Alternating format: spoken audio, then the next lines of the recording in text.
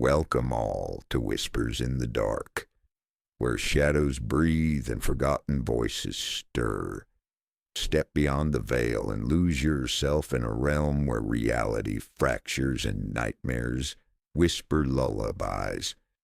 Here we conjure true psychological thrillers, haunted tales, and horror stories that burrow deep beneath your skin and nestle in the quiet corners of your mind. Each story crackles like old film reels, unspooling secrets too heavy for daylight. Whether it's the slow unraveling of a fractured psyche or the cold caress of something unseen lurking just behind you, we promise narratives that will haunt you long after the final word is spoken. So get ready, dim the lights, slip on your headphones and listen closely for the whispers in the dark, and subscribe if you dare to return. I didn't believe in the supernatural until 3 weeks ago. I wish I still didn't. I live alone in a one-bedroom apartment on the 3rd floor of a modern building in Minneapolis. Clean, new, no history, or so I thought. It started on a Monday. I remember because I'd just gotten back from a weekend in Duluth, a solo trip to clear my head. I came home late, dumped my bag by the door, and fell asleep on the couch without unpacking.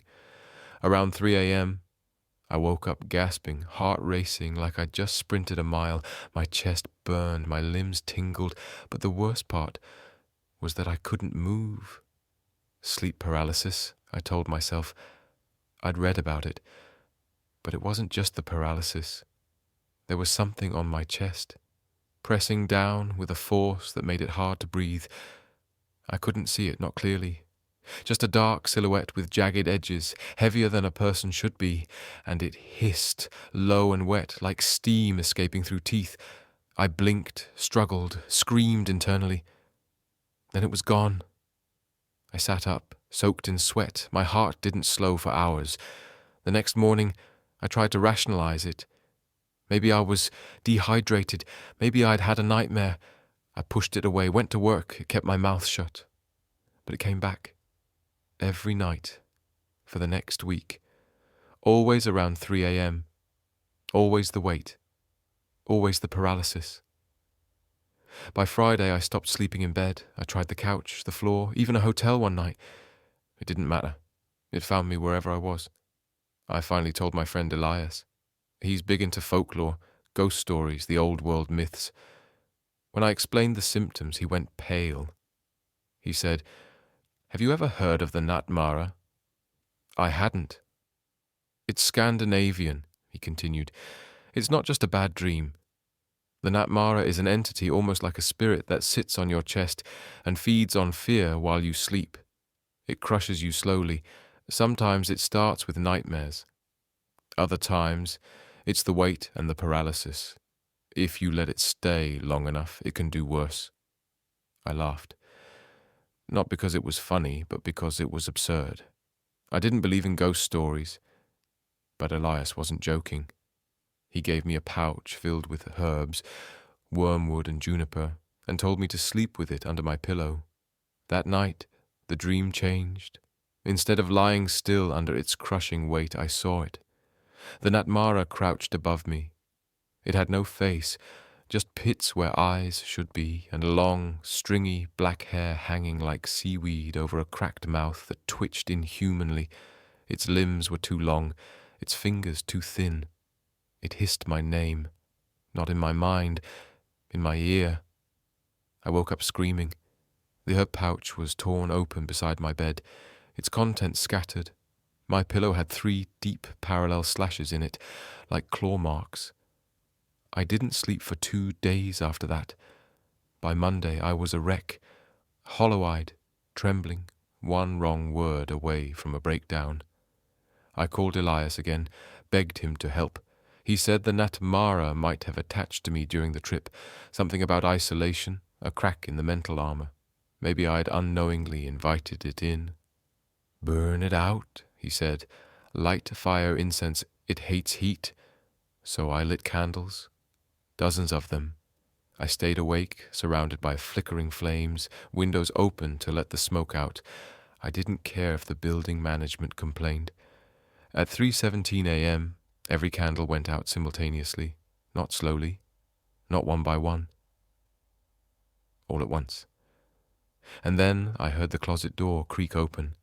I didn't keep anything in that closet. It was always empty, always shut. I grabbed my phone, flipped on the flashlight, and stepped toward it. I was done being afraid. Done letting something I didn't believe in control my life. The light flickered, then died, and I saw it. Not in the closet, behind me, reflected in the dark TV screen. The Natmara was crawling over the back of the couch, head tilted, joints bending wrong, as if it didn't understand how a human body worked. I spun around, but it vanished before my eyes could focus. No footsteps, no sound. Just gone. I didn't sleep at all that night, and the next day I went to a church, not because I'm religious, but because I was desperate. I took holy water from the font, splashed it on my bed, my door, even my chest. That night, the Natmara didn't come. Nor the next night I thought maybe I'd beaten it. Until last night, I'd finally dozed off around 2 a.m. For the first time in days, it was dreamless, peaceful. Then I opened my eyes and couldn't move, but something was different. The Natmara wasn't on my chest. It was beside my bed, hunched and still, whispering softly in a language I didn't recognize. My ears bled. Then it stood and leaned close. I could smell rot and mildew. It dragged a finger across my cheek, gentle and slow, and it said, in my voice, "Sleep. I want you strong when I take you." Then it crawled back under my bed. When I could move again, I flipped the mattress, threw open every drawer, screamed and sobbed until the sun rose. But there was nothing there. No proof, no signs, just the weight that still lingers on my chest, even now as I write this. I haven't slept since, but I can feel it watching, waiting. Sooner or later I'll have to close my eyes. I know what I saw, and I don't care if no one believes me anymore. They can laugh. They can say it was the stress or the lack of sleep or some kind of breakdown, but I know what I saw, and I know what followed me home. It started 2 weeks ago. I'd just gotten back from a short research trip to Iceland. I'm an archivist for a museum, and I was helping catalog artifacts for a Norse exhibit. Most of what we handled was standard stuff: tools, coins, fragments of bone. But there was one item I shouldn't have touched: a rusted iron ring, almost fused to a chunk of ancient cloth. The locals called it a burial tether. I thought it was nonsense. Folklore, myths, used to keep kids from wandering into grave sites at night. I catalogued it, tagged it, and brought it back with the rest of the shipment. The nightmares started 3 days later. It always began the same way. I'd be lying in my bed, unable to move, paralyzed but conscious. The room would go cold. The kind of cold that doesn't make sense in July in Chicago, with the windows shut and the AC off. Then I'd hear it, shuffling, slow, dragging footsteps coming down the hallway. I live alone. No pets, no roommates. But the steps came every night. Slow, heavy, and always stopping just outside my bedroom door. At first I thought it was a sleep disorder or stress hallucinations, but I started setting up my phone to record audio during the night, and on the 5th night I caught it. There were footsteps. Clear, heavy, deliberate. I played it over and over, listening as the sound crept down the hallway and stopped outside my door. I sent it to Elias, my co-worker, and the only person who knew I'd brought the burial tether back. He responded with one line: "You brought back a draugr." I had to look it up. Draugr are Norse undead, not ghosts, not spirits. These things have bodies. They don't just haunt you, they follow you. They drag themselves out of the earth to find what's theirs and punish anyone who disturbs them. I laughed at first, thought Elias was messing with me. But then the smell started, a stench like rotting seaweed and old blood. It seeped in under the door, saturating the air no matter how much I cleaned. I started seeing dark spots on the walls, damp patches that spread no matter what I did. They pulsed like something alive. I moved to the couch, tried keeping all the lights on, tried music, tried sleeping pills, but none of it worked. Every night the footsteps came closer. They didn't stop at the door anymore. I'd wake up to find muddy footprints in my bedroom. 3-toed, wide, like something barefoot but wrong. Something not human. I bought salt, holy water, burned sage. I called a local priest, even though I'm not religious. I told him it was a persistent evil spirit haunting my home. He came once, said a few prayers, threw water in the corners and left. Later that night, I found his rosary melted into the floorboards, as if it had been caught in fire. I tried staying somewhere else, my sister's apartment across town. I didn't tell her why. I just said I needed a place to crash. She said yes. I locked the bedroom door that night, hoped it wouldn't find me, hoped it was tied to the apartment or the object. But at 3:12 a.m., the door opened on its own. The lock unlatched with a click and the door creaked inward. Something stood in the hallway, dark, tall. I couldn't see its face, but I could hear the sound of flesh dragging against wood, of something too wet and too old shifting its weight as it entered the room. It stepped closer each second until the mattress dipped under its weight and I couldn't scream. I couldn't breathe. I passed out from sheer terror. When I woke up, my sister was gone. Police found her 3 days later in the bathtub of a neighbour's empty unit, bones shattered from the inside, her mouth still open in a scream that never came out. No fingerprints, no signs of struggle. The cameras showed nothing. I didn't go back to the apartment. I rented a motel outside the city and stayed there with the lights on and a knife in my hand every night. I didn't sleep. I didn't eat. I tried burning the tether. I took it to an empty lot, poured gasoline over it, lit the match and watched it burn. It didn't make a sound, no smoke, just the metal ring left behind, untouched in the ash. The next morning, it was in my bag again, right on top, like it had never left. I started seeing it in reflections, a shadow standing behind me in mirrors, in windows, in the black screen of my phone when it locked. In every reflection, it was closer, closer, closer until one night I woke up and it wasn't in the reflection anymore. It was in the room, a corpse bloated and blackened, with seaweed for hair and eyes like hollow pits that bled seawater. It crouched at the foot of my bed, breathing in shallow gurgles, and it smiled. That's when I realized it didn't want the tether back. It wanted me.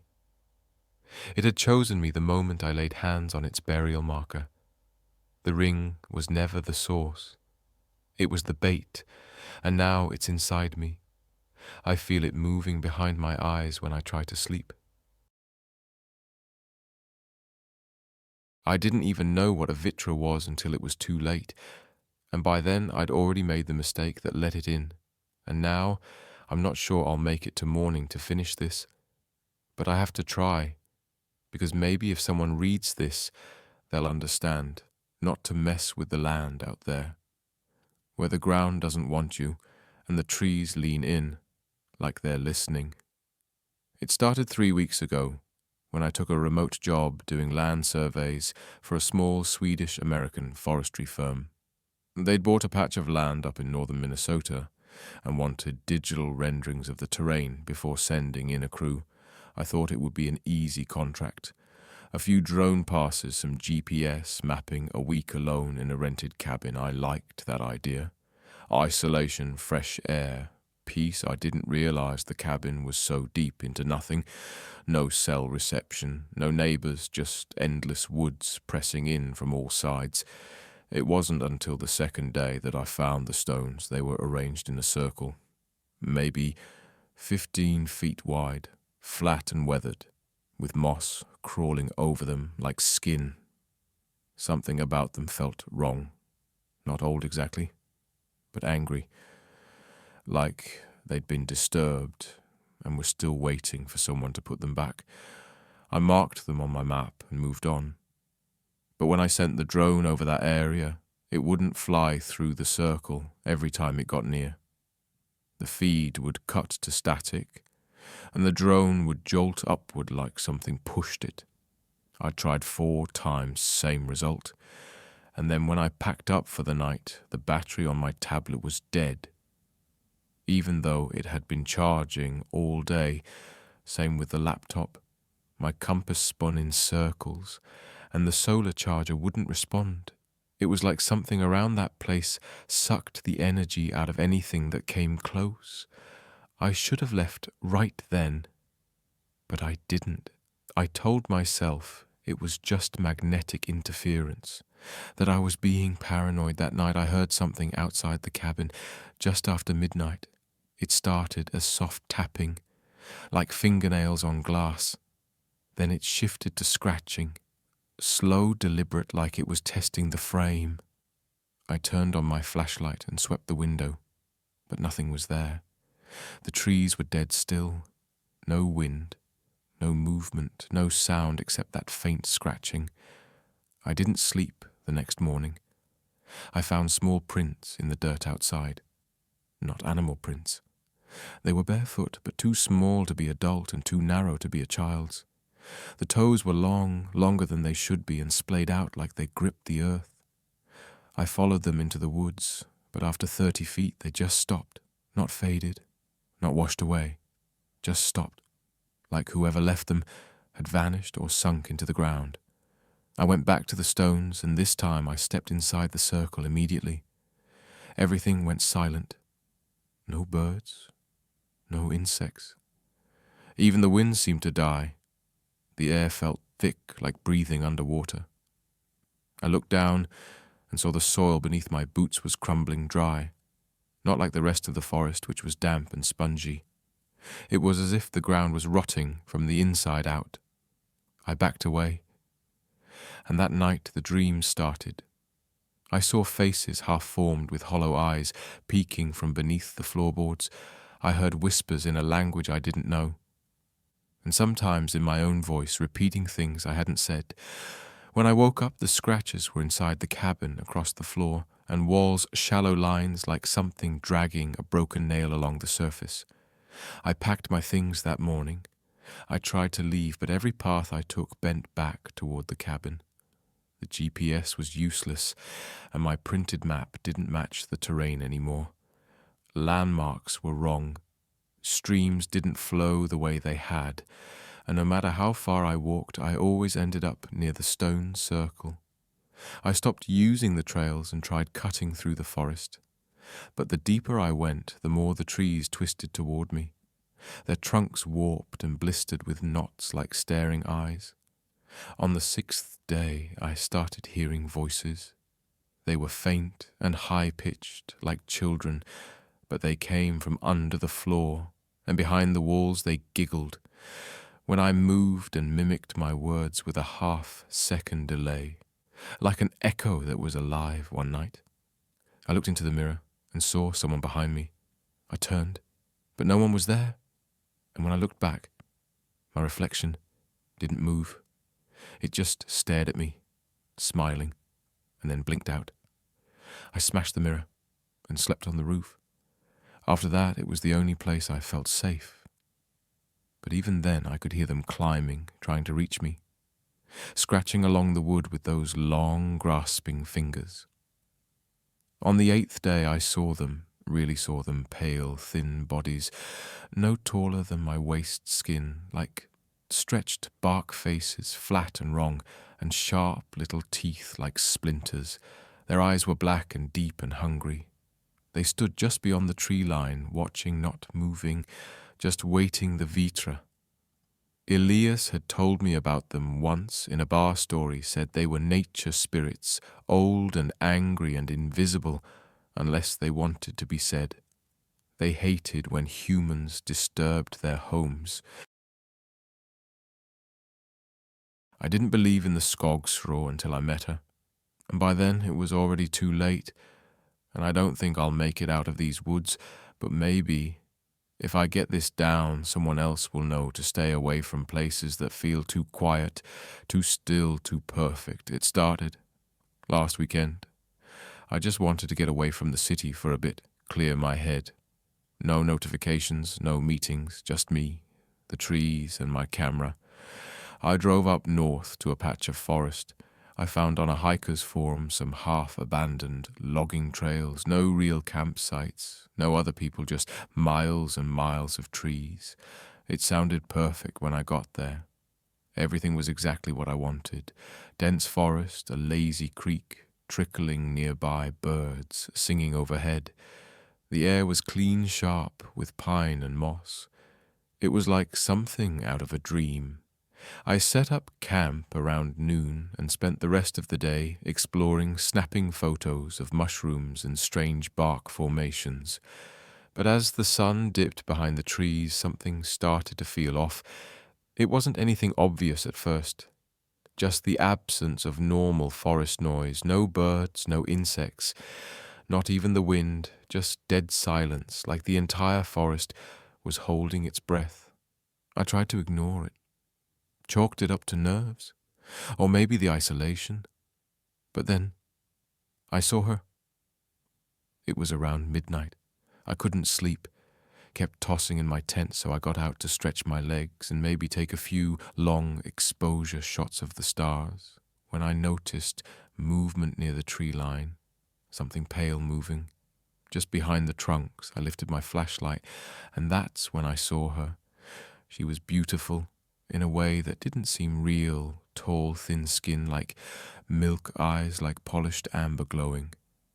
Even in the dark, her hair was long tangled with twigs and leaves, and her clothes looked more like bark than fabric. But what froze me, what absolutely locked me in place, was her face. She was smiling.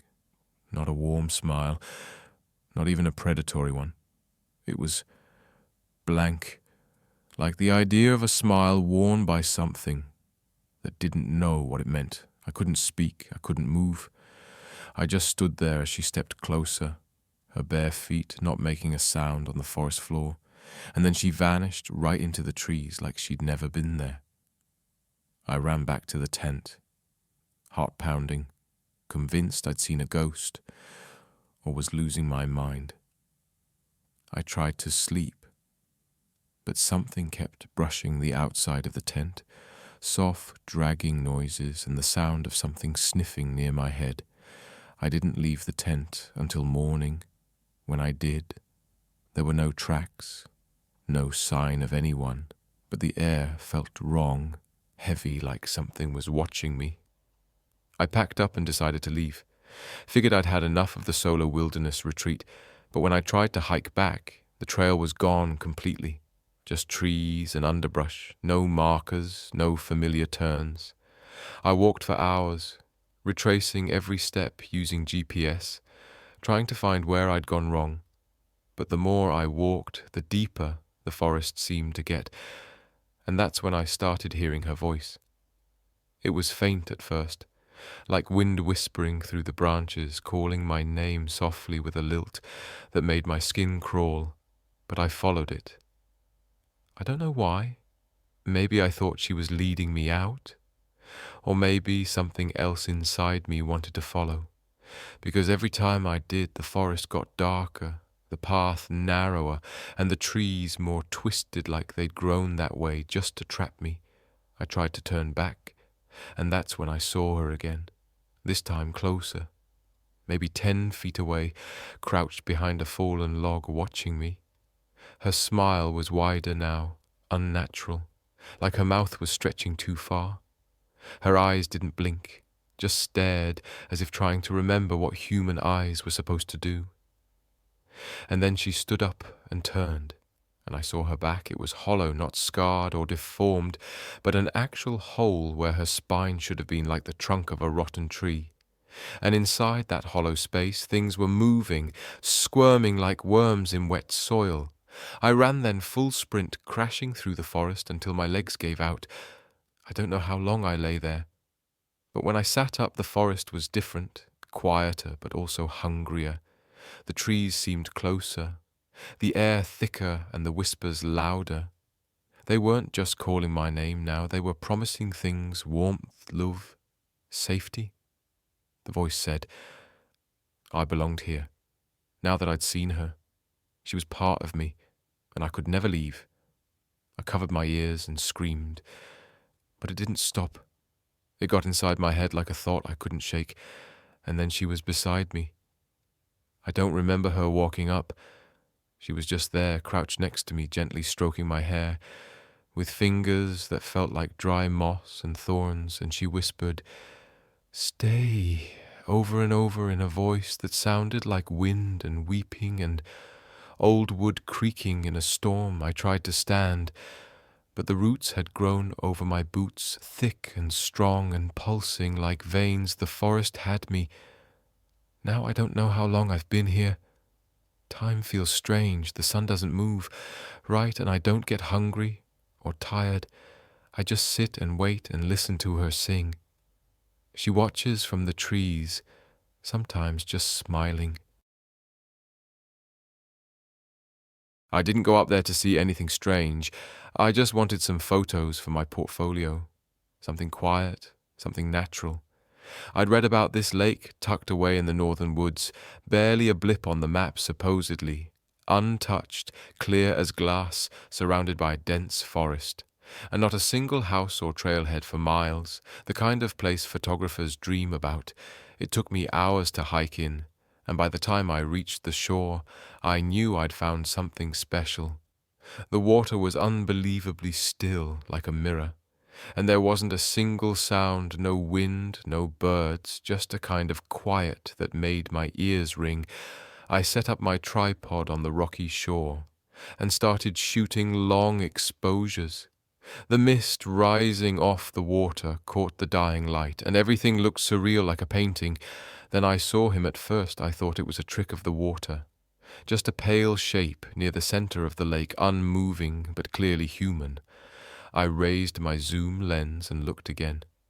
It was a man or something that looked like one, sitting on a rock barely breaking the surface, long black hair clinging to his back, shoulders, two thin eyes fixed right on me. Even though he was half a football field away, he didn't blink, didn't move, didn't even ripple the water around him, just stared. I waved awkwardly, thinking maybe he was a swimmer or someone who'd gotten out there before me, but he didn't respond, didn't so much as flinch. I looked down for a second to adjust the lens, and when I looked back, he was gone.